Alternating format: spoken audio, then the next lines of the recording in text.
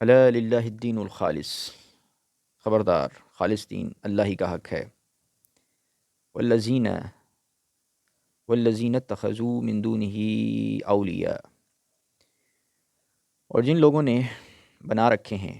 اللہ کو چھوڑ کر دوسرے دوست۔ اولیاء کہتے ہیں دوست، مددگار، کارساز، سپورٹر۔ تو اللہ فرماتا ہے جن لوگوں نے اللہ کے سوا اور حمایتی دوست، مددگار بنا رکھے ہیں، ما نعبدہم، وہ کہتے ہیں، یعنی کہ وہ کہتے ہیں کہ ہم ان کی عبادت نہیں کرتے، ہم ان کی عبادت نہیں کرتے، الا، سوائے اس کے، لیقربونا الی اللہ زلفیٰ، سوائے اس کے کہ وہ ہمیں اللہ کے قریب کر دیتے ہیں، اس لیے ہم نے انہیں اولیاء بنا رکھا ہے۔ تو بعض علماء اس آیت کا یہ ترجمہ کرتے ہیں کہ ہم ان کی عبادت اس لیے کرتے ہیں کہ یہ ہمیں اللہ کے قریب کر دیتے ہیں، لیکن بعض علماء یہ کہتے ہیں کہ اس کا مطلب یہ نہیں ہے کہ وہ اپنے قول سے اپنی ان کی عبادت کا اعتراف کرتے ہیں، بلکہ وہ تو انکار کرتے ہیں، نفی کرتے ہیں کہ ہم عبادت نہیں کرتے۔ ما نعبدہم، کہ ہم عبادت نہیں کرتے، ہم نے تو صرف اولیاء بنا رکھا ہے۔ والذین اتخذوا من دونہ اولیاء، انہوں نے دوست بنا رکھا ہے اللہ کو چھوڑ کر اوروں کو۔ اب دوست بنانا جو ہے وہ اولیاء بنانا، مددگار بنانا اسلام میں منع نہیں ہے، کیونکہ قرآن شریف میں بہت ساری آیات ہیں جس میں یہ ہے کہ مومنوں کو دوست بنانا چاہیے، نیک لوگوں کو دوست بنانا چاہیے۔ جیسے یہ ایک آیت ہے سورۃ آل عمران، آیت نمبر 28، اس میں لکھا ہوا ہے لا يتخذ المؤمنون الکافرین اولیاء من دون المؤمنین، کہ مومنوں کو چاہیے کہ وہ مومنوں کو چھوڑ کر، مومنوں کے سوا کافروں کو دوست نہ بنائیں۔ تو حکم ہے کہ دوست بنانا ہے تو مومنوں کو بنانا ہے، نیک لوگوں کو بنانا ہے۔ کونوا مع الصادقین، صادقین کی مائیت اختیار کرنی ہے۔ تو اس لیے صرف اولیاء بنانا جو ہے نا وہ تو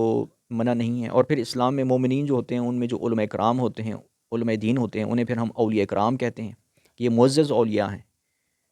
اعلیٰ مرتبہ کے اولیاء کرام ہیں، یہ اللہ کے بھی دوست ہیں، ٹھیک ہے۔ تو اب محض اولیاء بنانا جو ہے وہ اسلام میں منع نہیں۔ تو اصل گناہ کیا ہے اس معاملے میں؟ اصل گناہ یہ ہے کہ انہوں نے اللہ کو چھوڑ دیا ہے، من دونہ، اس کے سوا، اللہ کے سوا اللہ کو چھوڑ دیا ہے۔ اب اللہ کو چھوڑنا کلی طور پر بھی ہو سکتا ہے اور جزوی طور پر بھی ہو سکتا ہے۔ جیسے یہود و نصارہ کے بارے میں سورہ توبہ میں فرمایا ہے کہ انہوں نے اللہ کو چھوڑ کر من دون اللہ اپنے علماء دین کو رب بنا دیا ہے۔ تو اب انہوں نے جو اللہ تعالیٰ کو چھوڑا ہے وہ کلی طور پر نہیں چھوڑا، وہ جزوی طور پر چھوڑا ہے، اپنے مطلب کے لیے، جہاں ان کی غرض ہے، اور چند ایک امور میں انہوں نے جو ہے اللہ کو چھوڑ دیا ہے اور اپنے علماء دین کی غلط باتوں کے ساتھ جڑ گئے۔ تو من دون اللہ کا مطلب جو ہے وہ بعض جگہوں پر تو کلی طور پر اللہ کو چھوڑنا ہوتا ہے اور بعض جگہوں پر جزوی طور پر۔ تو یہاں پہ جو فرمایا ہے والذین اتخذوا، انہوں نے بنا لی ہیں، جنہوں نے بنا لی ہیں اللہ کے سوا اور اولیاء۔ تو جیسے کہ میں نے بتایا اولیاء بنانا، دوست مددگار بنانا تو منع نہیں ہے، مومنوں کو ہی اولیاء بناتے ہیں، دوست بناتے ہیں۔ لیکن گناہ کی بات یہ ہے کہ اللہ کو نہیں چھوڑنا۔ اگر اللہ کو چھوڑ دیا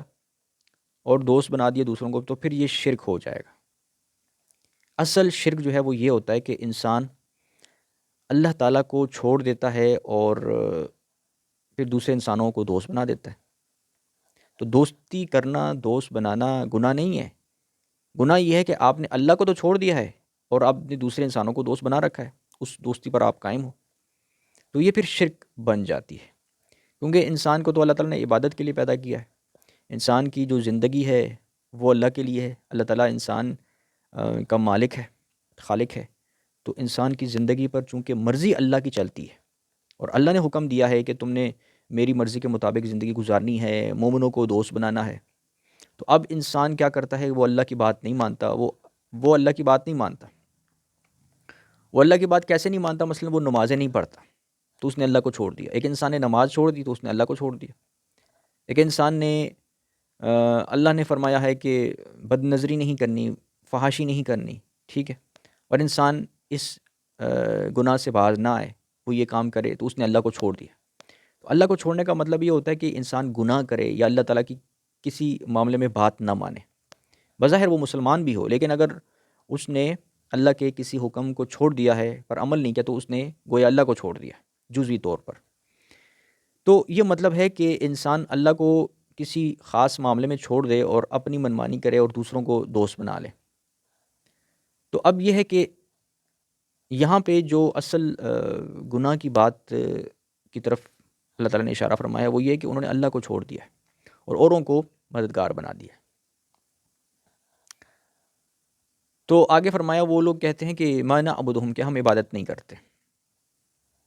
یعنی وہ اس بات کی نفی کرتے ہیں کہ ہم تو عبادت نہیں کرتے ان کی، ہم نے تو صرف اولیاء بنا رکھا ہے۔ تو اب یہ ہے کہ اولیاء جو ہے نا یہ دو طرح سے ہوتا ہے کہ ہمارے معاشرے میں، مسلمانوں کے معاشرے میں بھی، اور اس سے پہلے یہود و نصارہ کے معاشرے میں بھی، اولیاء کرام جو ہوتے ہیں، جو اللہ تعالیٰ کے نیک بندے ہوتے ہیں، بعض لوگ ہوتے ہیں کہ وہ نمازیں نہیں پڑھیں گے، اللہ کی عبادت نہیں کریں گے، نیکی کے کام نہیں کریں گے، لیکن انہوں نے جو نیک لوگ ہوتے ہیں ان سے تعلق رکھا ہوتا ہے، ان سے تعلق رکھا ہوتا ہے، اور ان کے پاس جائیں گے اور ان کے ہاتھ چومیں گے، ان سے بڑی عقیدت رکھیں گے کہ یہ ہمارے پیر صاحب ہیں، یہ ہمارے بزرگ ہیں۔ وہ واقعی بزرگ ہوتے ہیں، ان کے نیک ہوتے ہیں، اللہ والے ہوتے ہیں، لیکن جب ان کے پاس جائیں گے تو ان کی بڑی خدمت کریں گے، ان سے بڑی رسپیکٹ سے پیش آئیں گے اور انہیں دعاؤں کا بھی کہیں گے، ٹھیک ہے،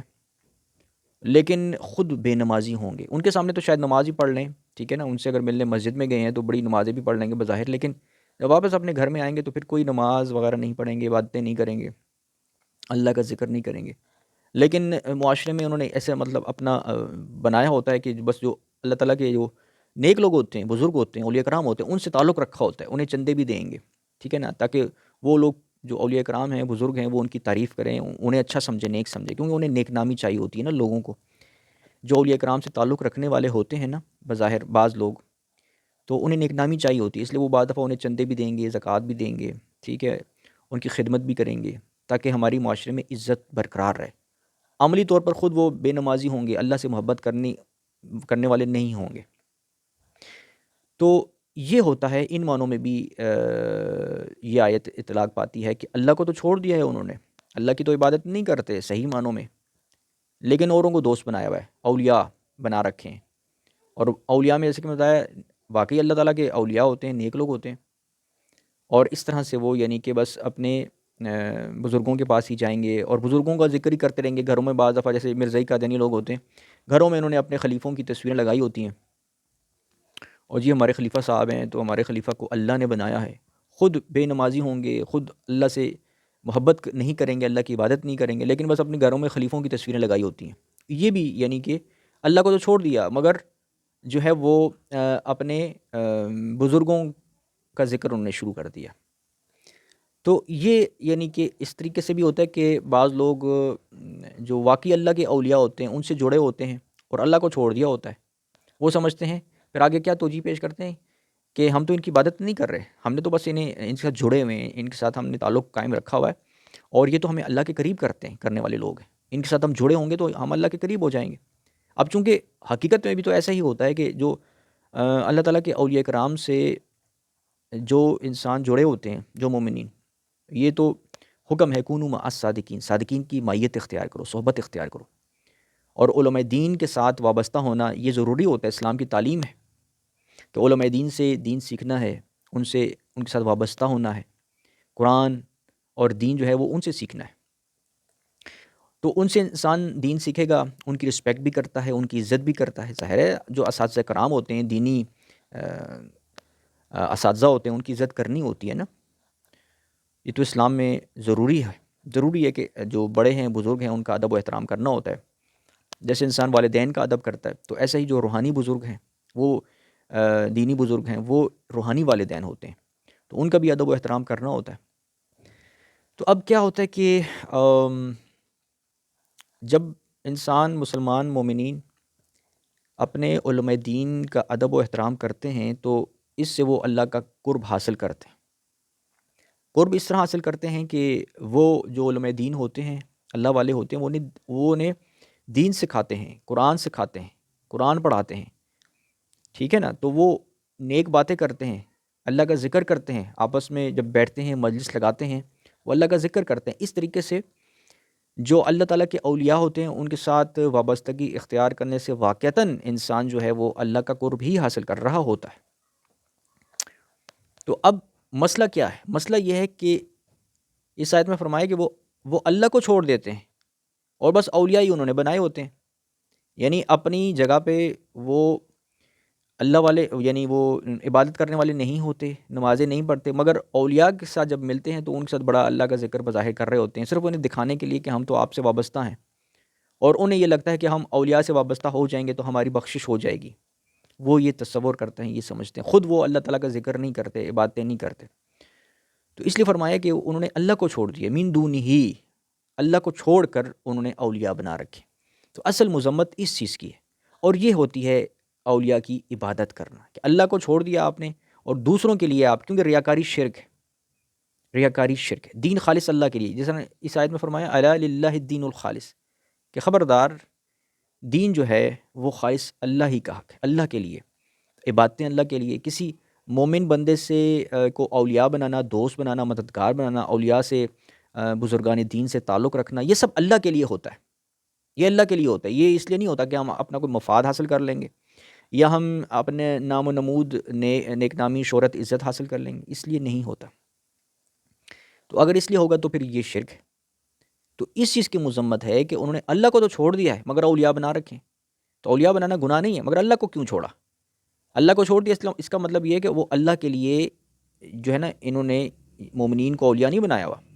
انہوں نے ویسے ہی اپنی نیک نامی کے لیے یا اپنی کسی غرض اور مطلب اور مفاد کے لیے انہوں نے دوستی کر رکھی ہے مومنوں سے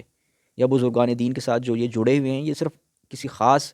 دنیا کے مقصد کے لیے جڑے ہوئے ہیں، اللہ کے لیے نہیں جڑے ہوئے۔ اگر اللہ کے لیے جڑے ہوتے تو نمازیں بھی پڑھتے، عبادتیں بھی کرتے، اللہ والے بنتے۔ تو اس چیز کی اصل نفی کی گئی۔ تو ایک تو یہ پہلو ہے کہ جو اللہ والے واقعتاً اللہ والے ہوتے ہیں ان سے انسان تعلق رکھے مگر خود وہ اللہ کو چھوڑ دے۔ ایک تو اس کا آیت کا یہ بھی مطلب ہے، اور دوسرا مطلب یہ ہے جیسے کہ میں نے پچھلی ویڈیو میں بیان کیا تھا کہ ایسی شخصیات کو دوست بنانا کہ جو انہیں اللہ سے ہٹانے والی ہوں، ایسی شخصیات کو دوست بنانا جو انہیں اللہ سے ہٹانے والی ہوں،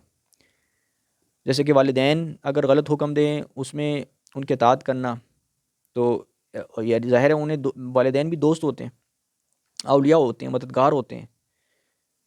تو وہ غلط حکم دیں گے اس میں ان کے اطاعت کی جائے گی تو یہ پھر یہ بھی شرک بن جاتا ہے۔ جیسے سورہ شورى ہے آیت نمبر 21، اس میں فرمایا ہے ام لہم شرکاء شرعوا لہم من الدین ما لم یأذن بہ اللہ، کیا ان لوگوں کے ایسے شریک ہیں جنہوں نے ان کے لیے دین کا ایسا طریقہ مقرر کیا ہے کہ جس کا اللہ نے کوئی حکم نہیں دیا۔ تو یعنی اگر ایک انسان کسی ایسی شخصیت کو فالو کرتا ہے کہ وہ شخصیت اسے اپنی طرف سے احکامات دیتی ہے خلاف شریعت، اس کا اللہ نے حکم نہیں دیا ہوتا، تو اس میں جو اس کی اطاعت کرے گا وہ پھر کیا ہوتا ہے، اس نے گویا اسے شریک بنا دیا ہے، یہ شرک ہوتا ہے۔ اور یہ جیسے کہ سورہ توبہ میں یہود و نصارہ کے بارے میں آیا ہے کہ انہوں نے اللہ کو چھوڑ کر اپنے علماء کو رب بنا دیا، تو وہ رب ان معنوں میں ہے کہ وہ جو ہے وہ ان کی غلط باتوں میں بھی ان کی اطاعت کرتے ہیں، تو یہ رب بنانا ہے۔ تو غلط باتوں میں، خلاف شریعت باتوں میں کسی بھی شخصیت کی اطاعت کرنا، اسے گویا اللہ کے مقابل پر شریک بنانا ہے۔ کیوں؟ کیونکہ دین کا حکم دینے کا اختیار صرف اللہ کا ہے، اللہ تعالیٰ نے ہی تمام احکامات دیے ہیں اور نبی کریم صلی اللہ علیہ وسلم کے ذریعے امت تک پہنچائیں۔ تو اب اگر کوئی اپنی طرف سے نئے احکام جاری کرے گا تو وہ گویا اللہ کے مقابل پر شریک بننے کا عملی طور پر مدعی ہوگا، چاہے وہ قولی طور پر اقرار نہ بھی کرے، عملی طور پر وہ گویا اللہ کے مقابل پر شریک بنا بیٹھا ہوتا ہے، اور جو اس کی اطاعت کرتا ہے وہ پھر شرک کرتا ہے۔ تو یہ دوسرا معنی ہے کہ ایسے لوگوں کو اولیاء بنانا کہ اللہ کے دین سے ہٹانے والے ہوتے ہیں، اور اس کی مثال یہود و نصارہ کے علماء میں ہے اور مرزائی قادیانی علماء میں ہے کہ جو اللہ کے رستے سے ہٹانے والے ہوتے ہیں، لوگ ان کے ساتھ جڑے ہوتے ہیں۔ ایسے ہی جھوٹے پیر، فقیر، جھوٹے عاملین جو ہوتے ہیں، لوگ ان سے جڑے ہوتے ہیں، وہ بھی اللہ کے رستے سے ہٹا رہے ہوتے ہیں، غیر اسلامی طریقے سے چلا رہے ہوتے ہیں، لوگ ان سے جڑے ہوتے ہیں، تو وہ بھی اللہ کے رستے سے ہٹا رہے ہوتے ہیں، اپنی طرف سے دینی احکامات دے رہے ہوتے ہیں، تو ان پر بھی یہ آیت اطلاق پاتی ہے کہ اللہ کو تو چھوڑ دیا ہے انہوں نے، اور اپنے سرپرست اور دوست مددگار انہوں نے بنا رکھے۔ تو یہ دونوں پہلوؤں کو، دونوں طرح کے اولیاء کو جو ہے نا وہ کور کیے ہوئے یہ آیت۔ تو پھر ایسے لوگ جو ہوتے ہیں، جب انہیں کہا جاتا ہے کہ بھئی آپ تو جو ہے وہ، اچھا ایسے لوگ تو نہیں مانتے نا کہ ہم عبادت کرتے ہیں، جیسے کہ فرمایا ما نعبدہم، وہ کہتے ہیں کہ ہم تو ان کی عبادت نہیں کرتے، الا لیقربونا الی اللہ زلفیٰ، ہم نے تو انہیں اولیاء صرف اس لیے بنایا ہوا ہے کیونکہ یہ ہمیں اللہ کے قریب کرنے والے ہوتے ہیں۔ تو یہ معاملہ جو ہے نا، یہ معاملہ آج کے زمانے میں بھی آپ کو نظر آئے گا کہ جو دونوں طرح سے، یعنی کہ دونوں معنی جو اس آیت کے نکلتے ہیں، دونوں طرح سے اس کا مفہوم جو ثابت ہے وہ ہمیں لوگوں میں نظر آتا ہے کہ لوگوں نے باطل اولیاء کو بھی کے ساتھ بھی جڑے ہوتے ہیں، اللہ کو چھوڑا ہوتا ہے، اور جو واقعی اللہ والے ہوتے ہیں ان سے بھی جڑے ہوتے ہیں، لیکن خود بے نمازی اور بدعمل اور بے نمازی ہوتے ہیں، ٹھیک ہے نا۔ تو یہ معاملہ ہوتا ہے۔ اب اس آیت سے بعض لوگوں کو دھوکہ لگ جاتا ہے، وہ کہتے ہیں کہ دیکھو اس آیت میں تو نفی کی گئی ہے کہ اللہ کو چھوڑ کر تو کسی کو اولیاء بنانا ہی نہیں ہے، تو وہ یہ سمجھتے ہیں کہ کسی کو بھی اولیاء نہیں بنانا، یعنی اللہ کے سوا جو ہے نا اور کوئی بابے شابے بزرگ کوئی شے کچھ نہیں ہے، ان کی کوئی حیثیت ہی نہیں ہے، خالص توحید یہ ہے کہ بس اللہ کی بات ماننی، اور بابے شابے بزرگ کے تو شے کچھ نہیں ہے۔ تو وہ یہ مطلب لے لیتے ہیں، جس کی وجہ سے کیا کرتے ہیں کہ وہ ہر وقت پھر بزرگان دین کے خلاف باتیں کرتے رہتے ہیں، ان کی بے عزتی، ان کی جہاں پر ان کی کوئی خامی، کوئی ان کی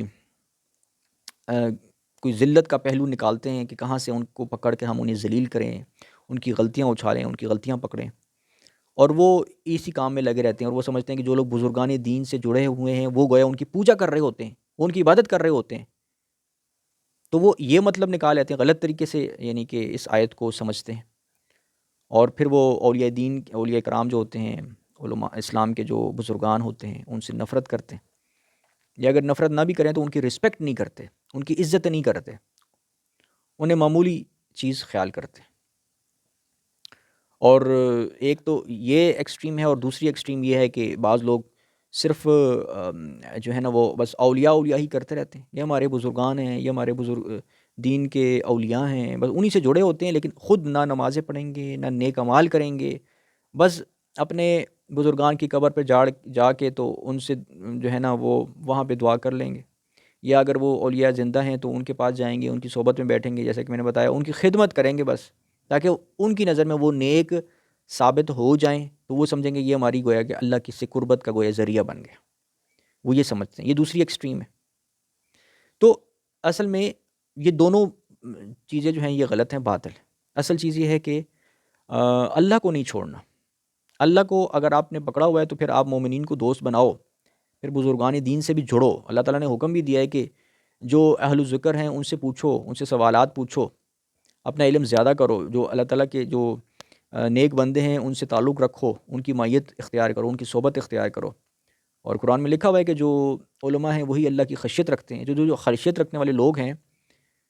ان کی مجلس میں تو بیٹھنا ہوتا ہے، اور حدیثیں بھری پڑی ہیں کہ عالم کی آبد پر کس قدر فضیلت ہے۔ تو اس اعتبار سے جو ہے نا سمجھنا چاہیے کہ اس آیت میں جو بات بیان ہوئی ہے وہ یہ بات بیان ہوئی ہے کہ اللہ کو نہیں چھوڑنا، اور اپنے بزرگان دین کے ساتھ جڑے رہنا ہے، لیکن اگر تو وہ غلط حکم دے رہے ہیں علماء دین تو پھر اس میں ان کی اطاعت نہیں کرنی۔ عام طور پر تو یہ ہوتا ہے کہ جو صحیح علماء دین ہوتے ہیں وہ غلط حکم نہیں دیتے،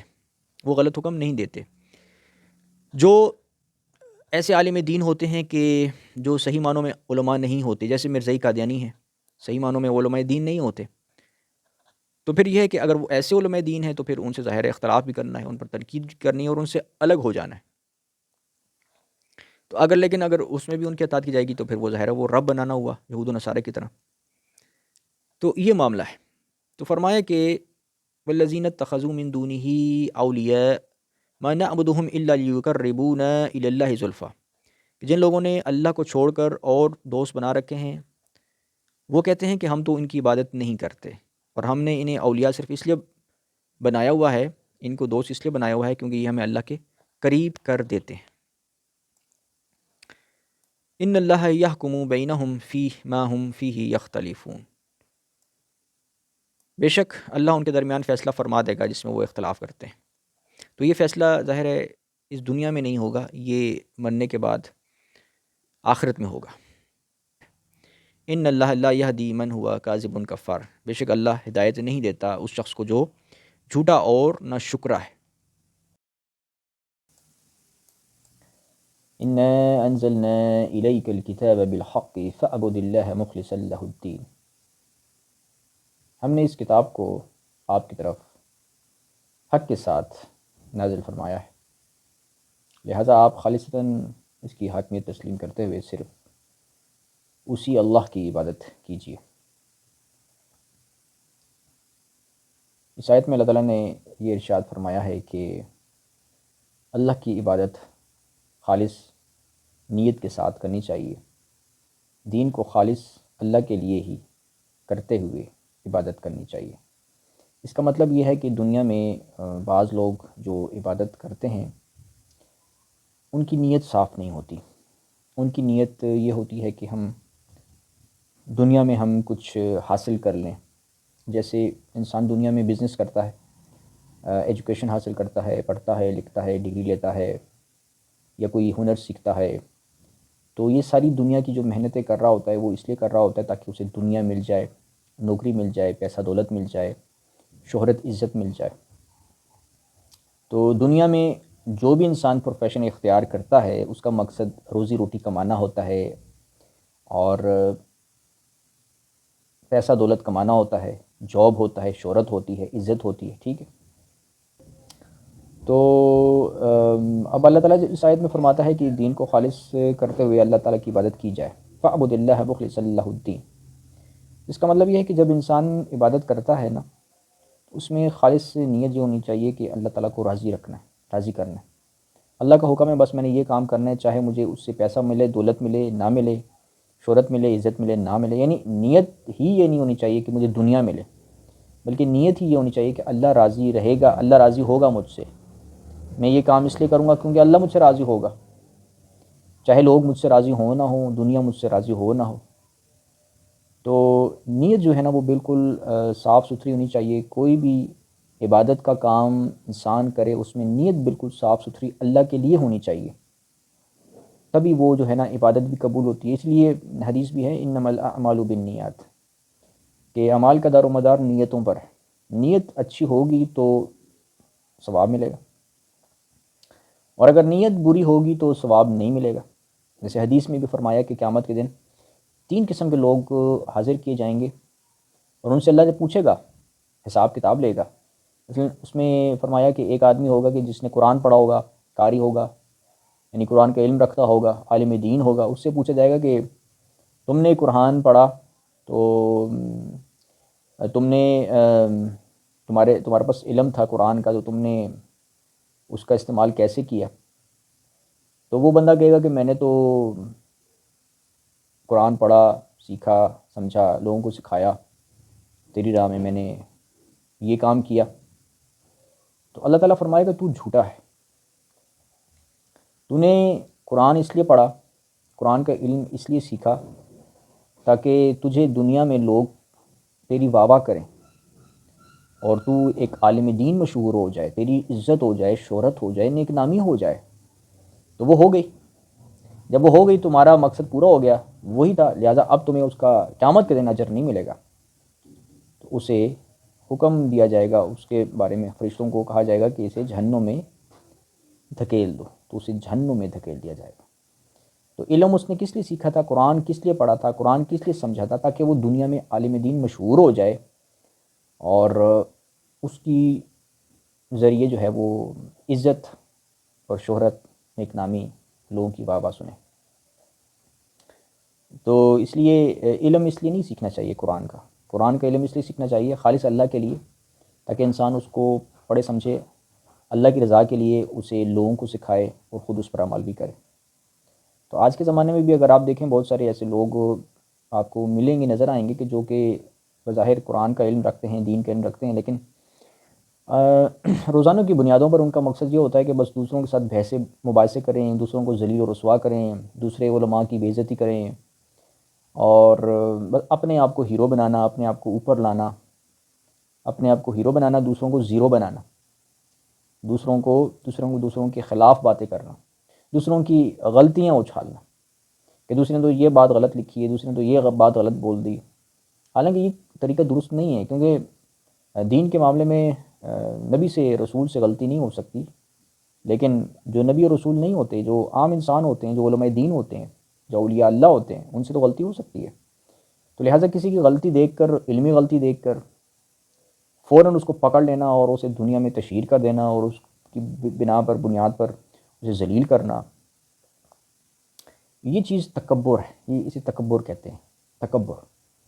یعنی علم کی بنیاد پر اپنی بڑائی ظاہر کرنا، دوسرے کو حقیر ظاہر کرنا، یہ بڑائی ہے، یہ تکبر ہے، یہ دنیا میں واہ واہ حاصل کرنا۔ تو تبلیغ کرنے کا طریقہ یہ نہیں ہوتا، تبلیغ کرنے کا طریقہ یہ ہوتا ہے کہ انسان جو ہے وہ دوسروں کا ادب کرے، ٹھیک ہے نا، دوسروں کا ادب کرے، خاص طور سے جو علماء دین ہیں، مومنین ہیں، جو آلریڈی نمازیں پڑھنے والے ہیں، اللہ کی عبادت کرنے والے ہیں، علم رکھنے والے ہیں، تو ان سے اگر کوئی نیک نیتی کی بنا پر بھی اگر غلطی ہو جاتی ہے تو وہ انسان ہے، بھائی غلطی ہو سکتی ہے، تو فوراً ان کی غلطی پکڑ کر، دیکھ کر اور تشہیر دے دینا، اس بنا پر انہیں ذلیل کرنا، یہ تکبرانہ لوگوں کی عادت ہوتی ہے۔ اور یہ عادت میں بتا چکا ہوں پہلے بھی کہ یہ مرزئی قادیانی لوگوں میں بہت زیادہ پائی جاتی ہے، ان میں یہ چیزیں بہت پائی جاتی ہیں، ان کے جو خلیفے ہوتے ہیں، نام نہاد خلیفے جن کو خلیفہ کہتے ہیں، ان میں یہ عادت بہت پائی جاتی ہے کہ وہ ان کا کام یہ ہوتا ہے کہ وہ علماء دین کی بے عزتی کرتے رہتے ہیں، اور علم کی بنیاد پر کہ فلاں عالم نے یہ غلط بات لکھ دی، فلاں نے یہ غلط بات لکھ دی، تو اس طرح لوگوں کی غلطیاں پکڑ کر انہیں اچھالتے ہیں۔ اور قرآن شریف میں منافقوں کی یہ صفت بیان فرمائی ہے کہ وہ کیا کرتے ہیں، وہ مسجد بناتے ہیں منافقین، اور اس میں کیا کرتے ہیں، منصوبے بناتے ہیں مومنین کو ضرر پہنچانے کے۔ یہ بھی اذیت اور ضرر ہوتا ہے کہ انسان اپنی زبان کے لفظوں کے ذریعے دوسروں کی عزت کو اچھالے، انہیں ذلیل کرے، حقیر ظاہر کرے، تو یہ اپنی زبان کے لفظوں کے ذریعے ضرر پہنچانا ہے، اذیت پہنچانا ہے، یہ منافقانہ کام ہے، منافقانہ کام ہے، اور اس سے انسان جو ہے نا وہ اپنی بڑائی ظاہر کر رہا ہوتا ہے۔ تو اس لیے اس چیز میں احتیاط رکھنی چاہیے۔ اور حدیث میں جیسے کہ بیان کیا کہ اس عالم دین کو، اس قاری کو، اس قرآن پڑھنے والے، سمجھنے والے کو جہنم میں دھکیل دیا جائے گا، کیونکہ اس نے قرآن اس لیے پڑھا تھا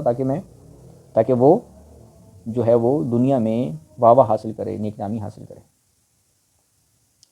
اور اسی طرح پھر دوسرا شخص پیش کیا جائے گا تو وہ شہید ہوگا، اس سے اللہ تعالیٰ پوچھے گا تم نے کیا کام کیا، تو وہ کہے گا کہ میں نے تیری راہ میں نے جہاد کیا، لڑا کافروں سے اور شہید ہو گیا۔ تو اللہ تعالیٰ فرمائے گا تو جھوٹا ہے، تو نے جنگ اس لیے لڑی تھی تاکہ تجھے لوگ بہادر گئے۔ تو بعض لوگ مطلب یہ ہے کہ کوئی بھی دین کا کام کر رہے ہوتے ہیں، کوئی اسٹریٹجی کر رہے ہوتے ہیں دین میں، یعنی کوئی بھی دین میں حکمت عملی، کوئی بھی اعمال صالحہ کا کوئی کام کرتے ہیں نا، تو مقصد نیت اگر یہ ہو کہ بس دنیا میں واہ میں نے سننی ہے، تو پھر وہ اللہ تعالیٰ قبول نہیں کرتا، اس کے بدلے اسے جہنم میں ڈال دیا جاتا ہے۔ تو پھر اس شہید ہونے والے کو بھی جہنم میں ڈال دیا جائے گا، کیونکہ اس نے بھی دنیا میں یہ کام کیا، دنیا میں نیک نامی حاصل کرنے کے لیے۔ اسی طرح پھر تیسرا شخص جو ہوگا تو اسے پوچھا جائے گا، وہ یہ جواب دیتا ہے کہ میں نے تو اللہ تعالیٰ نے جہاں جہاں مجھے مال خرچ کرنے کا حکم دیا تھا میں نے وہاں مال خرچ کیا، اور کوئی بھی جگہ میں نے نہیں چھوڑی جہاں پہ اللہ کا حکم اور میں خرچ نہ کروں، تو اس نے خرچ کیا۔ تو اللہ تعالیٰ فرمائے گا تو جھوٹا ہے، تو نے مال اس لیے خرچ کیا تاکہ تجھے سخی کہا جائے، یعنی یہ کہا جائے کہ تو نے بڑا اللہ کی راہ میں تو بڑا مال خرچ کرتا ہے، بڑے چندے دیتا ہے، بڑے صدقہ خیرات کرتا ہے، بڑی زکوٰۃ دیتا ہے لوگوں کو دکھاوے کے لیے، اور اپنی ریاکاری، اپنا نام و نمود، اپنی شہرت، عزت مقصود تھا، اسے بھی جہنم میں ڈال دیا جائے گا۔ تو معلوم یہ ہوا اس حدیث سے کہ جو دین کا کام ہے نا وہ خالص اللہ کے لیے کرنا چاہیے، اس لیے اس آیت میں حکم ہے کہ فَعْبُدِ اللَّهَ مُخْلِصًا لَهُ الدِّينَ، کہ دین کو خالص اللہ کے لیے کرتے ہوئے عبادت کرو۔ تو عبادت، کوئی بھی کام، عبادت سے مراد صرف نماز روزہ تو نہیں ہے نا، صرف جہاد بھی نہیں ہے، صرف جنگی جہاد بھی نہیں ہے، بلکہ دین کا ہر کام جو انسان کرتا ہے وہ ایک قسم کی وہ عبادت ہے۔ ہر کام جو انسان کرتا ہے دنیا میں رہ کر تو وہ اللہ تعالیٰ کے لیے کر رہا ہوتا ہے۔ تو انسان شادی کرے، رشتہ کرے، تو اس میں دینی احکام کو مد نظر رکھے، اللہ کے لیے کرے کہ اللہ کا حکم ہے، اللہ نے کہا ہے کہ شادی کرنی ہے، ٹھیک ہے نا، پیسہ کمائے، دولت کمائے، اس لیے کمائے کیونکہ اللہ نے کہا ہے کہ زمین میں اور اللہ تعالیٰ کا فضل تلاش کرو. زمین میں چلو پھرو اور اللہ تعالیٰ کا فضل تلاش کرو. تو یہ اللہ تعالیٰ نے حکم دیا ہوا ہے قرآن شریف میں. تو اس لیے انسان کی نیت یہ ہونی چاہیے کہ میں جو پیسہ دولت کماتا ہوں اور رزق کماتا ہوں، محنت مزدوری کرتا ہوں، یہ اللہ تعالیٰ کا فضل ہے. حکم بھی ہے کہ اللہ تعالیٰ کا فضل تلاش کرو، تو اسے اللہ تعالیٰ کا فضل سمجھے اور پھر شکر بھی کرے. کیونکہ انسان کو جو صلاحیتیں، جن صلاحیتوں کو بروئے کار لاتے ہوئے استعمال کرتے ہوئے وہ رزق کماتا ہے، تو وہ صلاحیتیں تو اللہ تعالیٰ کی عطا کردہ ہیں نا. تو اللہ تعالیٰ کی عطا کردہ صلاحیتوں کو استعمال کرتے ہوئے وہ رزق کما رہا ہوتا ہے. اللہ تعالیٰ کی عطا کردہ جو پاؤں ہیں، ٹانگیں ہیں، جو ہاتھ ہیں، بازو ہیں، جو عقل ہے، دماغ ہے، دل ہے، پھیپھڑے ہیں، انٹسٹائن ہیں جسم میں، لنگز ہیں، کڈنیز ہیں، ان تمام جسم کے اعضاء کو استعمال کرتے ہوئے وہ رزق کما رہا ہوتا ہے. تو یہ جسمانی اعضاء کس نے دیے ہیں؟ یہ اللہ نے دیے ہیں. تو لہٰذا شکر کرنا چاہیے اللہ تعالیٰ کا. تو نیت صاف ہونی چاہیے. نیت یہ ہونی چاہیے کہ بھئی اللہ تعالیٰ نے مجھے جسمانی طاقت دی، توفیق دی، تو میں رزق کماؤں، اور جہاں جس طریقے سے اللہ تعالیٰ نے کمانے کو حکم دیا حلال طیب، اس طرح میں کماؤں، اور پھر اللہ کی راہ میں شکر بھی کروں، عبادت بھی کروں. تو نیت یہ ہونی چاہیے کہ انسان جو بھی کام کرے اس میں یہ ہو کہ اللہ تعالیٰ کی رضا کیا ہے. اللہ کی رضا ہے کہ میں رزق کماؤں، پھر کھاؤں، اپنی صحت کا خیال رکھوں، خود کو زندہ رکھوں، خودکشی سے اپنے آپ کو بچاؤں، ہلاکت سے بچاؤں، اپنی صحت کا خیال رکھوں، اپنی بیوی کو کھلاؤں، اپنے بچوں کو کھلاؤں، غریب و مسکینوں کو کھلاؤں، ٹھیک ہے نا، محتاجوں کو کھلاؤں پلاؤں، تاکہ مجھے اللہ کی رضا حاصل ہو. یہ نیت ہونی چاہیے. تو جب یہ ہوگی تو پھر اسے اجر بھی ملے گا، محنت مزدوری کا اجر ملے گا، نوکری کرنے کا اجر ملے گا، بزنس کرنے کا اسے اجر ملے گا. تو نیت صاف ہونی چاہیے، ٹھیک ہے نا. وہ عبادت بن جائے گی، اس کا روزی کمانا بھی عبادت بن جائے گا. اسی لیے ایک حدیث میں ہے کہ محنت سے کام کرنے والا جو ہے وہ اللہ کا دوست ہے. تو جو محنت کرتا ہے، محنت سے کماتا ہے، رزق کماتا ہے، اور پھر اسے اللہ کے راستے میں خرچ کرتا ہے. اللہ کا راستہ کیا ہے؟ خود کھاؤ، اپنی بیوی کو کھلاؤ، اپنے بچوں کو کھلاؤ، غریبوں مسکینوں محتاجوں کو کھلاؤ. یہ ہے اللہ کی راہ. اور پھر دین کے راستے میں بھی اشاعت اسلام کے لیے بھی خرچ کرو. تو اس لیے نیت صاف ہونی چاہیے. جو بھی انسان دنیا میں کام کرے تو اس میں نیت بالکل خالص اللہ کی رضا ہی ہونی چاہیے. اور ان لوگوں کی طرح نہیں ہونی چاہیے کہ جو کہ بس دین کا کام صرف اس لیے کرتے ہیں تاکہ ان کا دنیا کا مسئلہ حل ہو جائے بس. یعنی جیسے آپ نے دیکھا ہوگا، یہ جو لوگ عام لوگوں کے پاس جاتے ہیں، اس طرح کے پیر و فقیروں کے پاس جاتے ہیں کہ جی پیر صاحب ہمارے لیے کچھ جنتر منتر کچھ تعویذ کر دیں تاکہ ہمارا جو ہے نا، ہمارا یہ مسئلہ حل ہو جائے، ہماری بندش ختم ہو جائے، کوئی پیسہ دولت آئے، یا کچھ ہماری یہ اولاد ہے یہ باہر ملک چلی جائے. کچھ ایسا تعویذ کریں، کچھ ایسی جنتر منتر کریں. تو ان کے پاس جاتے ہیں اور خود تو نہ نمازیں پڑھیں گے، نہ اللہ سے دعائیں کریں گے، نہ نیکی کریں گے، نہ برائی سے بچ کریں گے، لیکن اپنے پیر صاحب یا اپنے نام نہاد کسی خلیفہ پیر کے پاس جائیں گے. تو اب ان کا اپنے کسی دینی رہنما کے پاس جانا جو ہے وہ کیا مطلب ہوتا ہے؟ وہ مطلب صرف دنیا حاصل کرنا ہوتا ہے. تو اسی طرح اگر انسان اللہ کے حضور جاتا ہے، نمازیں پڑھتا ہے، اور اس کا مقصد بھی یہی ہو کہ یا اللہ بس میرا دنیا کا فلاں فلاں کام ہے وہ حل ہو جائے، وہ بس میرا کام حل ہو جائے، تو بس میں تیری عبادت کرتا رہوں گا، نمازیں پڑھتا رہوں گا، نیکی کے کام کرتا رہوں گا، بس میری باتیں مان لے، تو میری دعا قبول کر لے. یہ نیت نہیں ہونی چاہیے. کیونکہ دنیا تو آزمائش اور ابتلاء کی جگہ ہے، امتحان کی جگہ ہے. یہاں تو اللہ تعالیٰ نے امتحان اور آزمائش میں ڈالنا ہے. تو لہٰذا مینٹلی پریپیئر رہنا چاہیے انسان کو کہ ضروری نہیں ہے کہ اس کی ہر دعا اس طرح قبول ہو جس طرح وہ چاہتا ہے. کیونکہ اس دنیا میں ہمیں عبادت کے لیے، آزمائش کے لیے، ابتلاء کے لیے بھیجا گیا ہے. تو لہٰذا تیار رہنا چاہیے. اور نیت یہ ہونی چاہیے کہ بس اللہ تعالیٰ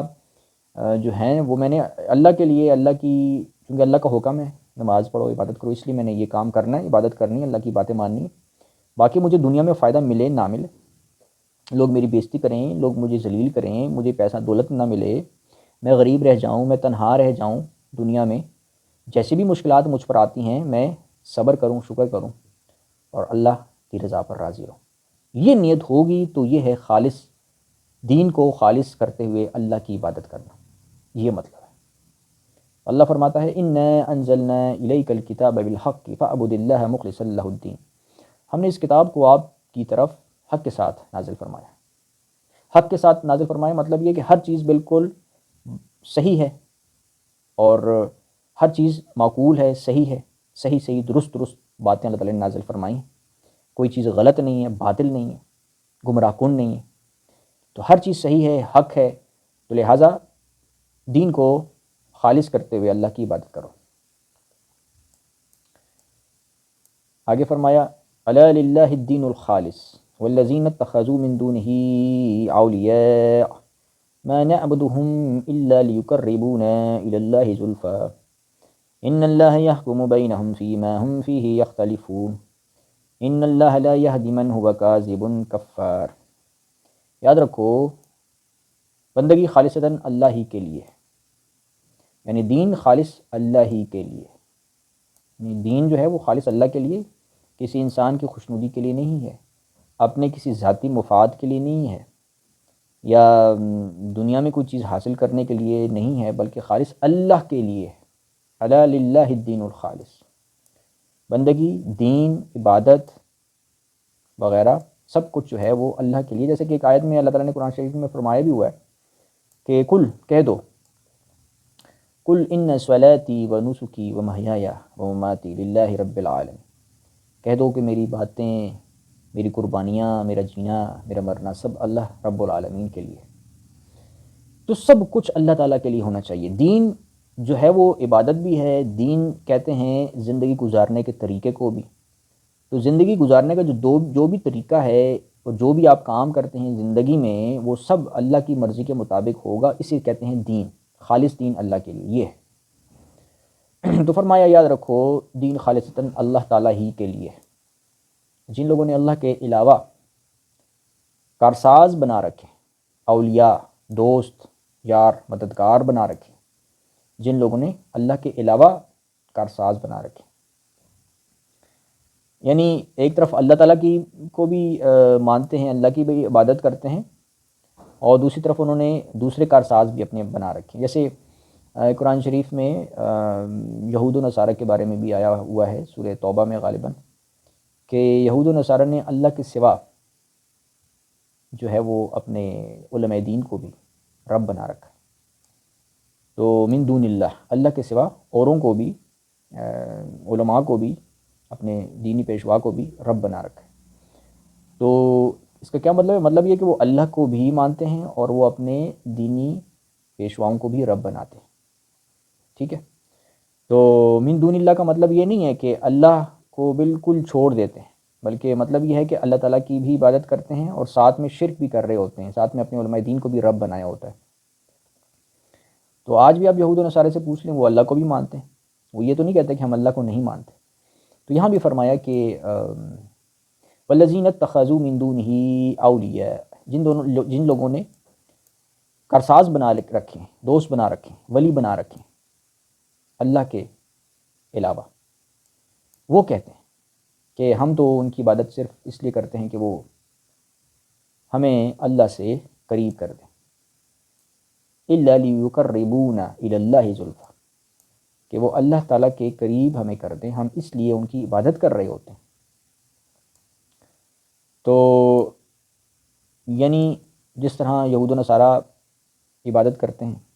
اپنے اولیاء کی، اپنے علماء دین کی، اولیاء سے کیا مراد ہے؟ دوست، کارساز، مددگار، سرپرست۔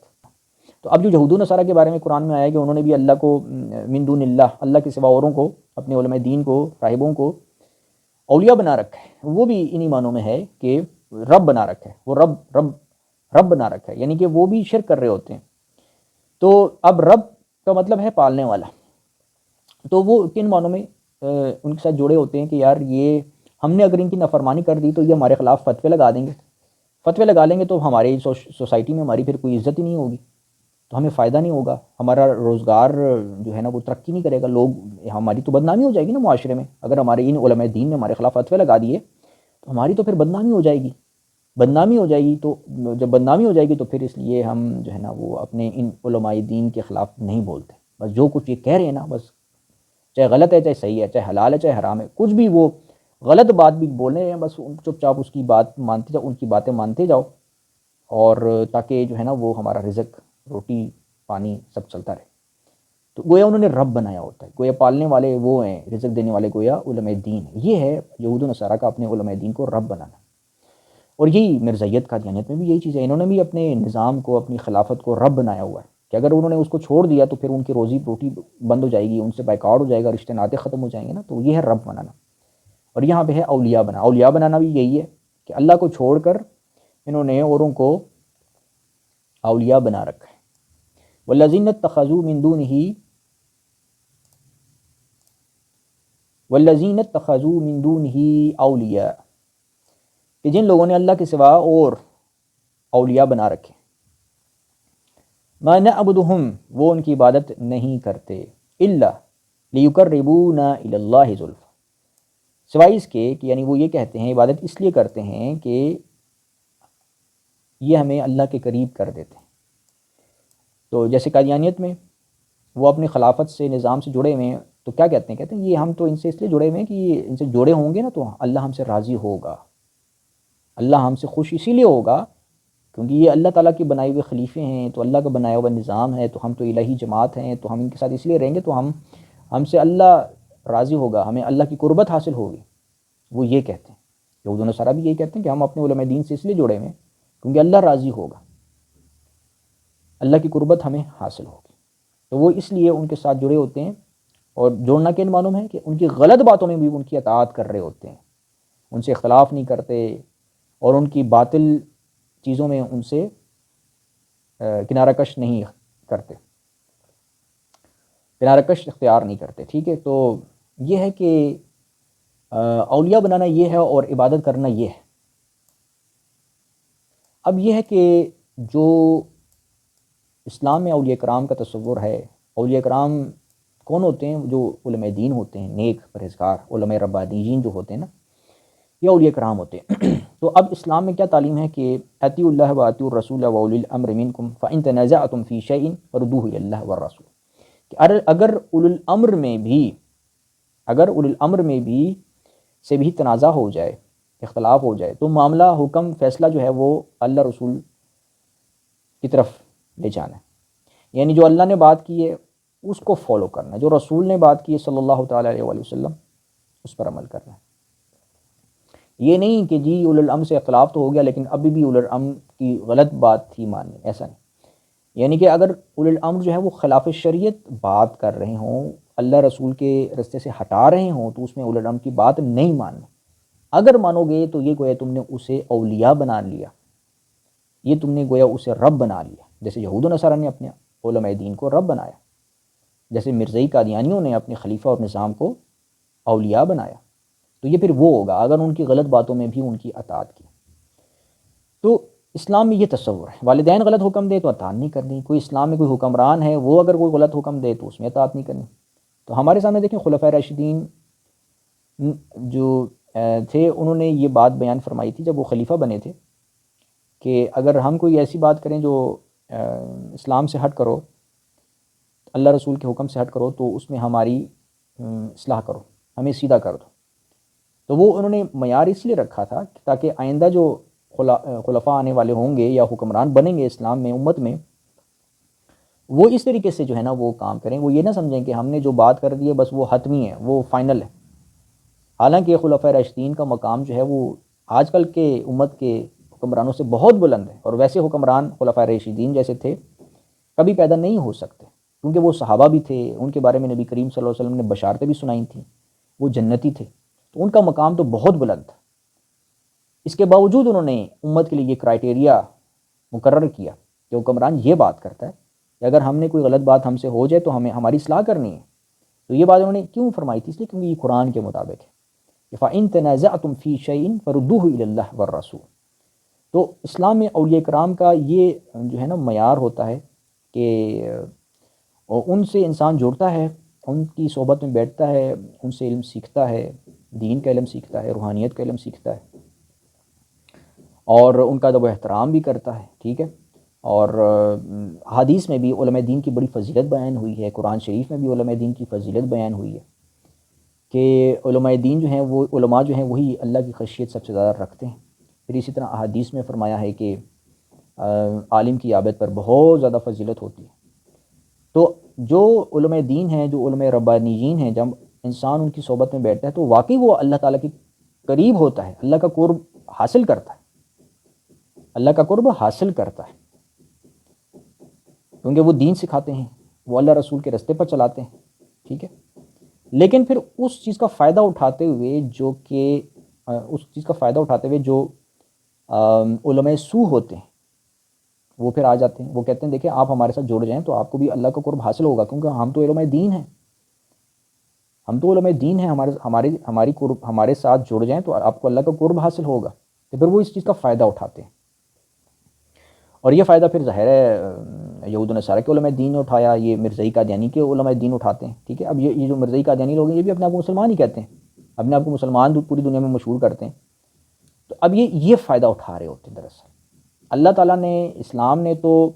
علماء ربانیین کے خاص مقام اور فضیلت بیان فرمائی وہ نیک علماء دین کے بارے میں، لیکن جو نقلی اور جعلی قسم کے پیر فقیر ہوتے ہیں اور جعلی علماء کرام ہوتے ہیں اور جعلی قسم کے جو علماء سو ہوتے ہیں وہ پھر فائدہ اٹھاتے ہیں، وہ یہی حدیثیں اور قرآن کی آیات پیش کر رہے ہوتے ہیں کہ دیکھو قرآن میں کیا لکھا ہوا ہے کہ علماء دین جو ہوتے ہیں وہ اللہ تعالیٰ کی خشیت رکھتے ہیں،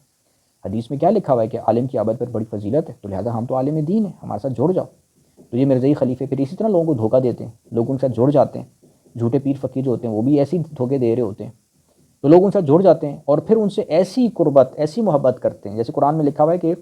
بعض لوگ ایسے بھی ہوتے ہیں کہ وہ اللہ سے، وہ اپنے دوستوں سے یا اولیاء سے یا اور لوگوں سے ایسی محبت کرتے ہیں جیسے اللہ سے کرنی چاہیے، تو وہ پھر ان سے ایسی محبت کر رہے ہوتے ہیں کہ بس جیسے اللہ سے کرنی چاہیے تھی، ان کے ساتھ جڑ جاتے ہیں، کیونکہ اللہ تعالیٰ سے محبت کا تقاضا کیا ہوتا ہے کہ جو اللہ تعالیٰ نے بات بول دی، اب آپ کی عقل میں وہ بات آئی نہ آئے، آپ نے اللہ تعالیٰ کی اطاعت کرنی ہے، یہ ہے اللہ سے محبت، یہ ہے اللہ سے محبت۔ اللہ کا ظاہر ہے اللہ تعالیٰ کا جو مقام ہے، ایک عام انسان کا مقام یا کسی بھی انسان کا جو جس قدر بھی بلند و بالا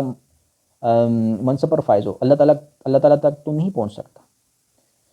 تو اس لیے اللہ تعالیٰ سے محبت یہ ہوتی ہے کہ جو اللہ نے بات بول دی وہ آخری ہے، اور پھر اللہ تعالیٰ نے کہہ دیا کہ میرے اس رسول صلی اللہ علیہ وسلم سے اختلاف نہیں کرنا، رسول صلی اللہ علیہ وسلم سے اختلاف نہیں ہو سکتا، کسی بھی رسول سے نہیں ہو سکتا۔ تو یہ معاملہ ہوتا ہے۔ اب انسان کیا کرتا ہے کہ وہ اپنے اولیاء کو، اپنے پیروں فقیروں کو، اپنے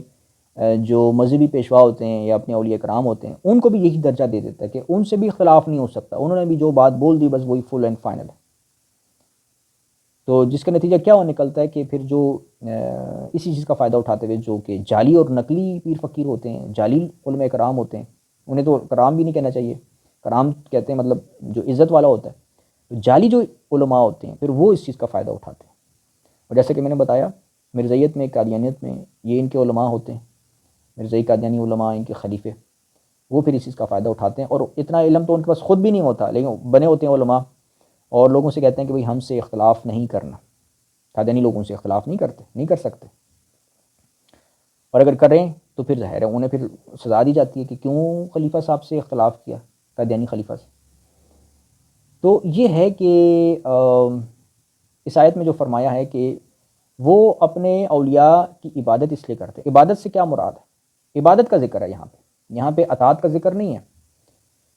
یہاں پر صرف تعلق رکھنے کا ذکر نہیں ہے۔ میں نہ عبدہم، وہ عبادت کا مطلب یہ کہ ان کی اس طرح اطاعت کرنا جیسے اللہ کی اطاعت کی جاتی ہے، جیسے اللہ کی اطاعت کی جاتی ہے۔ اللہ کی اطاعت غیر مشروط ہوتی ہے، اللہ کا حکم فل اینڈ فائنل ہوتا ہے، اور اللہ نے صرف رسول صلی اللہ علیہ وسلم کی بارے میں فرمایا ہوا ہے کہ رسول صلی اللہ علیہ وسلم سے اختلاف نہیں کرنا، جس نے رسول صلی اللہ علیہ وسلم کے فیصلے کے خلاف کیا تو وہ اس کی سزا جہنم ہے۔ تو باقی کسی کے ساتھ ایسا معاملہ نہیں، اولو الامر سے اختلاف بھی ہو سکتا ہے اگر وہ غلط ہو، خلاف شریعت ہو، لیکن اگر کوئی انسان کسی دوسرے انسان کو ایسا درجہ دے دے جیسے رسول کو درجہ دیا جاتا ہے، اللہ نے رسول کو درجہ دیا، یا جو اللہ تعالیٰ کا مقام ہے ایسا درجہ دے دے کہ بس وہ غلط ہو ہی نہیں سکتا، اور پھر یہ سمجھتے ہوئے اب وہ جو حکمران ہوتا ہے یا جو اس کا مذہبی رہنما ہوتا ہے وہ اسے غلط حکم دیتا ہے اور انسان اس میں بھی اس کی اطاعت کر رہا ہوتا ہے، تو پھر یہ ہے عبادت کرنا۔ تو وہ کہتے ہیں کہ ہم اس لیے عبادت کرتے ہیں کہ یہ ہمیں اللہ کے قریب کر دیں، اللہ کے قریب کر دیں۔ اب وہ بظاہر تو آپ مرزائیوں سے قادیانیوں سے پوچھیں کیا تم اپنے خلیفہ کی عبادت کرتے ہو، وہ تو نہیں مانتے کہ ہم عبادت کرتے ہیں، کیونکہ وہ کہتے نہیں ہیں، وہ عمل سے، زبان حال سے، عملی طور پر وہ گویا کہ بیان کر رہے ہوتے ہیں، اپنی باڈی لینگویج کے ذریعے بیان کرتے ہیں۔ جیسے آپ یہود و نصارہ سے بھی پوچھ رہے ہیں، قرآن میں لکھا ہوا ہے کہ وہ انہوں نے اپنے علماء دین کو رب بنایا ہوا ہے، تو آپ ان سے پوچھیں کہ آپ نے اپنے پادریوں کو، اپنے علماء دین کو رب بنایا ہوا ہے؟ وہ تو نہیں مانتے، وہ کہتے ہیں نہیں ہم نے تو نہیں بنایا ہوا۔ لیکن قرآن فرماتا ہے کہ بنایا ہوا ہے، تو بنایا ہوا کن معنوں میں؟ وہ اپنی زبان حال سے دراصل بتا رہے ہوتے ہیں، پریکٹیکلی بتا رہے ہوتے ہیں کہ یہ ہم نے تو رب بنایا ہوا ہے، ٹھیک ہے نا۔ یہ مطلب جیسے میں نے بتایا کہ قادیانی خلیفے خلاف شریعت حکم دے رہے ہیں، خلاف شریعت عقائد بیان کر رہے ہیں، اور قادیانی مرزائی لوگ ان کو مان رہے ہیں، تو ان کا ماننا ہی یہ باڈی لینگویج ہے جو ہمیں بتا رہی ہے کہ دراصل وہ ان کو رب بنائے ہوئے ہیں، اللہ کے سوا اولیاء بنائے ہوئے ہیں، خلاف شریعت باتوں میں بھی وہ ان کی اطاعت کر رہے ہوتے ہیں۔ یہ ہے رب بنانا، یہ ہے اولیاء بنانا۔ تو یہ معاملہ ہوتا ہے۔ تو اللہ فرماتا ہے ان اللہ یحکم بینہم فی ما ہم فیہ یختلفون، جن باتوں میں یہ اختلاف کر رہے ہیں لیکن اللہ ان کے درمیان فیصلہ فرما دے گا۔ یعنی کب فیصلہ فرمائے گا؟ قیامت کے دن۔ ان اللہ لا یہدی من ہوا کاذب کفار، اللہ ایسے شخص کو ہدایت نہیں دیتا جو جھوٹا اور حق کا منکر ہو۔ تو اب یہاں اللہ تعالیٰ نے فرمایا ہے کہ اللہ تعالیٰ بے شک فیصلہ فرما دے گا ان کے درمیان، تو وہ فیصلہ جو ہے وہ قیامت کے دن ہوگا۔ اب اس دنیا میں تو ظاہر ہے اللہ تعالیٰ نے کھلی ڈھیل دی ہوئی ہے شیطان کے جو رشتہ دار ہیں، ابلیس کے جو رشتہ دار ہیں، برے لوگ ہیں، منافقین ہیں، کذاب ہیں، ٹھیک ہے، انہیں اللہ نے ڈھیل دی ہوتی ہے۔ جیسے آپ اس وقت یہود و نصارہ کو دیکھ لیں، صدیوں سے یہ باطل پر باطل عقائد رکھتے ہوئے قائم ہیں ان پر، ٹھیک ہے، مشرکانہ عقائد پر قائم ہیں، اس کی تبلیغ کرتے ہیں، تو اللہ تعالیٰ نے انہیں ختم تو نہیں کر دیا عذاب بھیج کر، ٹھیک ہے۔ نبی کریم صلی اللہ علیہ وسلم تشریف لائے تھے تو پھر آپ کی وفات ہو گئی، آپ کے بعد اس وقت جو یہود و نصارہ تھے وہ ختم نہیں ہوئے، مشرکین تھے وہ ختم نہیں ہوئے، آج بھی قائم ہیں، ان کی نسلیں اور ان کی جو قومیں ہیں انہوں نے ترقی حاصل کی ہیں۔ اس وقت دنیا میں آپ دیکھ لیں کہ گناہ گار لوگ، بدکار لوگ، بد عمل لوگ جو ہیں وہ کس قدر دنیا میں ترقی حاصل کیے ہوئے ہیں، کامیاب ہو رہے ہیں۔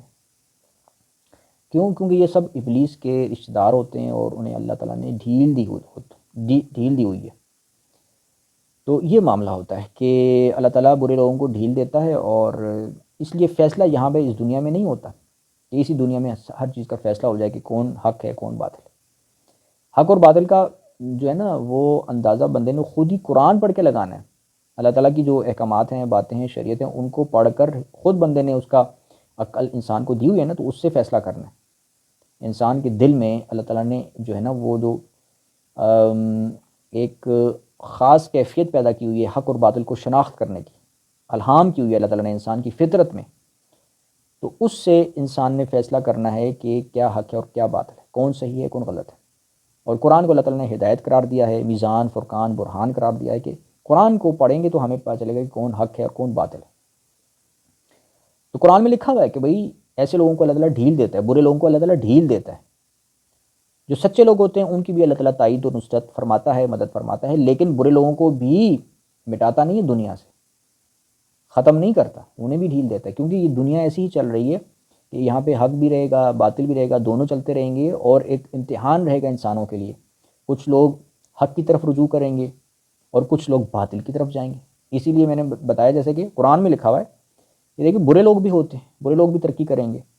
اور جیسا کہ سچے مسلمان بھی ہیں، سچے اولیاء کرام بھی ہیں، اور جھوٹے اولیاء کرام بھی ہیں جو انہوں نے اپنے آپ کو اولیاء کرام مشہور کیا ہوتا ہے، جیسے مرزائی ہو گئے، انہوں نے اپنے آپ کو بڑا نیک مشہور کیا ہوتا ہے نا۔ تو ایسے لوگ بھی ہیں، مومنین بھی ہیں، منافقین بھی ہیں۔ منافقوں کا ذکر قرآن میں کیا ہوا ہے، تو یہ قیامت تک رہیں گے، ایسا تو نہیں ہے کہ یہ صرف نبی کریم صلی اللہ علیہ وسلم کے زمانے میں تھے، آج بھی ہیں اور قیامت تک پیدا ہوتے رہیں گے۔ اور پھر جو نبی کریم صلی اللہ علیہ وسلم نے پیشگوئی فرمائی ہے کہ میرے بعد جھوٹے نبی پیدا ہوں گے، تو جھوٹا نبی کون ہوتا ہے؟ وہ منافق ہی ہوتا ہے، کیونکہ جب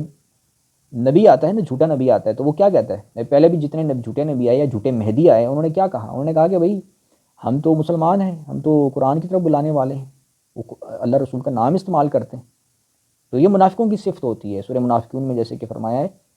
کہ وہ کہتے ہیں، منافق کہتے ہیں کہ ہم گواہی دیتے ہیں کہ نبی کریم صلی اللہ علیہ وسلم اللہ کے رسول ہیں، وہ سچی بات بیان کرتے ہیں، لیکن مقصد کیا ہوتا ہے؟ لوگوں کو دھوکہ دینا تاکہ لوگ ان کی باتوں میں آ جائیں۔ یہ کام آج کے زمانے میں مرزائی قادیانی لوگ کرتے ہیں۔ انہیں سکھایا گیا ہوتا ہے پیچھے سے سکھایا ہو گیا انہیں، ان کے بڑوں نے بزرگوں نے سکھایا ہوتا ہے کہ بھئی ہم تو اللہ رسول کو ماننے والے ہیں، حالانکہ ان کے بنیادی عقائد ہی غلط ہے۔ اگر کوئی ان کے بنیادی عقائد کا مطالعہ کرے وہی خلاف اسلام ہے، لیکن پھر بھی وہ اپنے آپ کو مسلمان کہہ رہے ہوتے ہیں، قرآن کی طرف گویا ظاہری طور پر بلاتے ہیں۔ تو یہ منافقانہ ایک اسٹریٹجی ہوتی ہے کہ انسان اللہ رسول کا نام استعمال کر کے جو ہے اپنے باطل کی طرف دوسروں کو بلاتا ہے۔ تو ایسے لوگوں کو اللہ تعالیٰ ڈھیل دیتا ہے۔ ایسا نہیں کہ ان کی جماعتیں ختم ہو جاتی ہیں، ان کا ملیہ میٹ ہو جاتا ہے، ان کو مٹا دیا جاتا ہے صفحہ ہستی سے، ایسا نہیں ہوتا۔ تو یہ معاملہ ہے۔ اللہ تعالیٰ فیصلہ جو ہے وہ فرمائے گا قیامت کے دن، اور اللہ تعالیٰ فرماتا ہے کہ اللہ تعالیٰ ہدایت نہیں دیتا۔ ان اللہ لا یہدی من ہوا کاذب کفار، جو جھوٹا اور ناشکرا ہے، جو نافرمان ہے، اللہ تعالیٰ ایسوں کو ہدایت نہیں دیتا۔ دیکھیں، ہدایت قادیانی لوگوں کو بھی ہدایت مل جاتی ہے، بشرطے کہ وہ جھوٹے نہ ہوں، کذاب نہ ہوں، ناشکرے نہ ہوں۔ کیسے؟ وہ ایسے کہ بعض قادیانی ایسے ہوتے ہیں، میں مثال دے رہا ہوں قادیانیت کی، آپ کو یہود و نصارہ میں بھی ایسے لوگ ملیں گے، ہر باطل مذہب میں آپ کو ایسے لوگ ملیں گے کہ جو کہ دراصل جھوٹے نہیں ہوتے۔ کس حساب سے؟ یعنی نیت کے حساب سے وہ جھوٹے نہیں ہوتے، نیت ان کی صاف ہوتی ہے۔ عقیدے کے اعتبار سے وہ جھوٹے ہوتے ہیں، عمل کے اعتبار سے بھی جھوٹے ہوتے ہیں، یعنی کہ ظاہر ہے باطل پر ان کا عقیدہ اور مذہب ہوتا ہے، عمل ہوتا ہے، لیکن نیت ان کی صاف ہوتی ہے، ان کا دل صاف ہوتا ہے، کیونکہ اللہ تعالیٰ نے ہر انسان کو ایک نیک فطرت پیدا کیا ہوا ہے نا۔ تو اب قادیانی لوگ اپنے باطل مذہب کو جو مانتے ہیں نا، وہ اسے صحیح سمجھ کر مان رہے ہوتے ہیں، وہ سمجھتے ہیں وہ یہ صحیح ہے، اسی لیے صاف نیت سے مانتے ہیں۔ یہود و نصارہ میں بھی بہت سارے ایسے ہوتے ہیں جو صاف نیت سے اپنے مذہب کو مان رہے ہوتے ہیں۔ تو اگر ان تک اسلام کا پیغام صحیح طریقے سے پہنچایا جائے کہ بھئی آپ کا عقیدہ یہ والا قرآن کے خلاف ہے، یا آپ کا عقیدہ یہ غلط ہے، جب ان کو بتایا جائے تو وہ جب دیکھ لیتے ہیں، سمجھ لیتے ہیں اس چیز کو، تو وہ مان لیتے ہیں، وہ کہتے ہیں ہاں واقعی یہ تو غلط ہے، اور وہ پھر اپنے باطل مذہب کو چھوڑ دیتے ہیں۔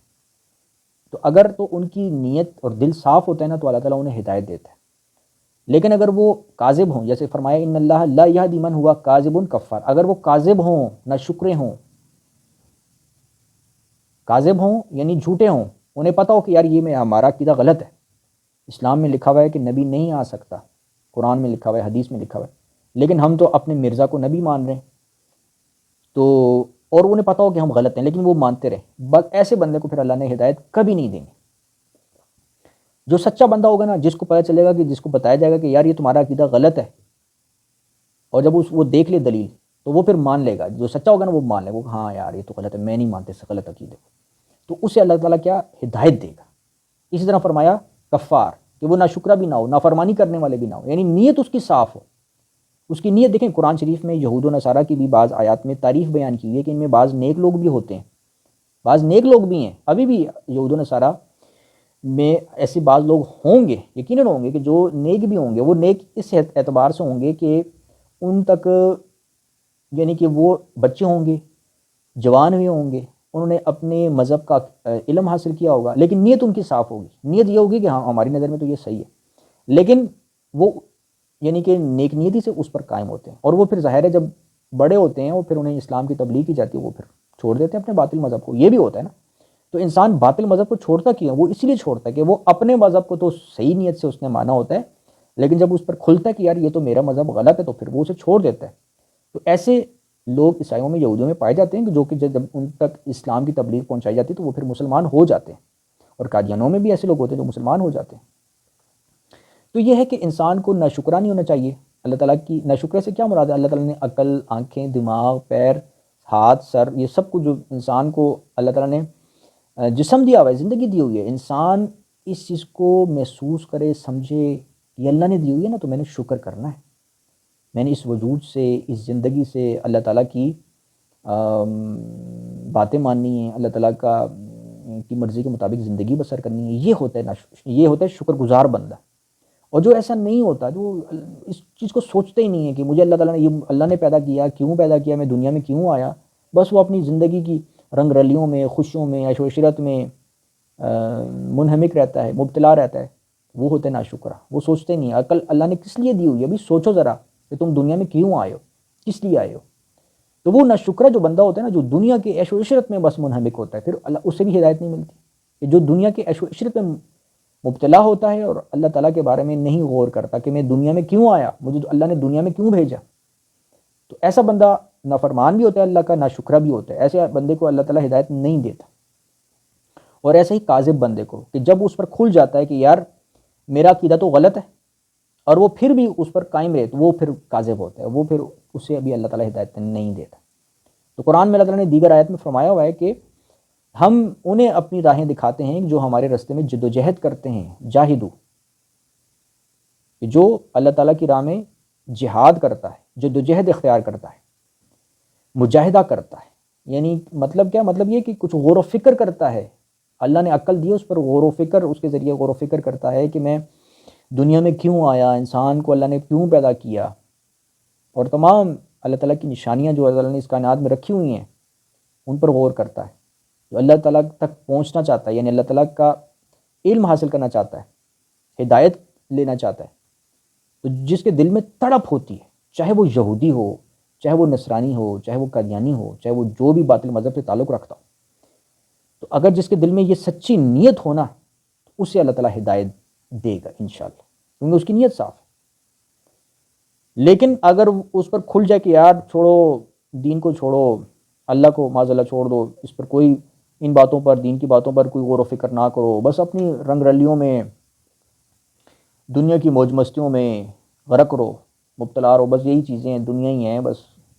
تو پھر وہ جو ہے نا وہ ناشکر ہے اللہ تعالیٰ کا. اسے اللہ تعالیٰ نے جسم، صحت، تندرستی، زندگی دی، لیکن اس نے فائدہ نہیں اٹھایا. تو اسی لیے اللہ تعالیٰ نے کافروں کی صفت کیا بیان فرمائی کہ وہ آنکھیں رکھتے ہیں مگر وہ دیکھتے نہیں، کان رکھتے ہیں مگر وہ سنتے نہیں. تو یہ اللہ تعالیٰ نے آنکھیں دیں دیکھنے کے لیے کہ اللہ کی نشانیاں دیکھو. سب سے پہلے آپ خود اللہ کی نشانیوں کو، آپ کو اللہ تعالیٰ نے پیدا کیا اور بہترین طریقے سے آپ کے انسان کے جسم کے اندر جو اللہ تعالیٰ نے سسٹمز رکھے ان پر ہی انسان غور کرے تو وہ انسان کا دل اس بات کو قبول کرے گا، عقل قبول کرے گی یہ کہ یہ جو ہے نا انسان خود بخود بن ہی نہیں سکتا، اللہ نے بنایا. تو پھر وہ اللہ تعالیٰ کے بارے میں علم حاصل کرے کہ اللہ نے آخر بھیجا اسے کیوں ہے. کائنات کو دیکھتا ہے، بارش کو دیکھتا ہے، زمین سے رزق نکلتا ہے اس کو دیکھتا ہے، اللہ تعالیٰ کی رزق کی نعمتیں ہیں اس کو انسان دیکھتا ہے، کھاتا ہے، پیتا ہے، تو اس پر غور نہیں کرتا انسان. تو یہ اللہ تعالیٰ نے عقل اس لیے دی ہوئی ہے کہ ان چیزوں کو دیکھو اور عقل کرو، غور کرو، سمجھو. یہ کسی نے پیدا کی ہیں نا، کس نے پیدا کی ہیں، کیوں پیدا کی ہیں. تو جو ان پر غور کرے گا وہ ہے شکر گزار بندہ، وہ اللہ تعالیٰ اسے ہدایت بھی دے گا. اور جو نہیں غور کرے گا، جو دنیا کی موج مستیوں میں بس کھانا پینا، عیش و عشرت کرنا، موج مستیاں کرنا، اللہ کے بارے میں کچھ نہ سوچنا، اللہ کی نشانوں کے بارے میں کچھ نہ سوچنا، تو پھر ایسے کفار کو اللہ تعالیٰ ہدایت نہیں دیتا. یہ معاملہ ہوتا ہے.